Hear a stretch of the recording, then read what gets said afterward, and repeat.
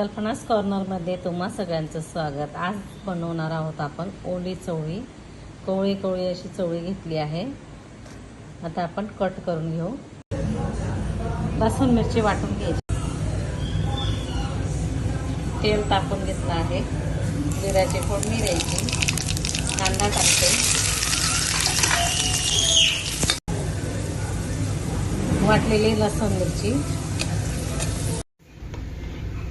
कांदा लसूण मिरची छान तळून झाली आहे। टोमॅटो टाकते। मीठ, मसाला छान तळून घ्यायचा।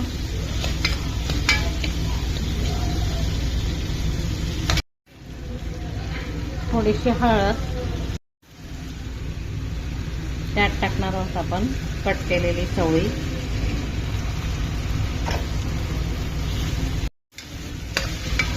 चवळी मसाला मिक्स करून घ्यायचा।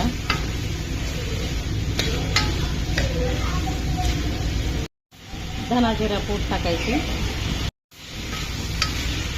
चवळी खूप छान अशी कवळी कवळी आहे, तर जास्त वेळ लागणार नाही। 10 मिनिटात भाजी तयार होऊन जाते। झाकण ठेवून घेते।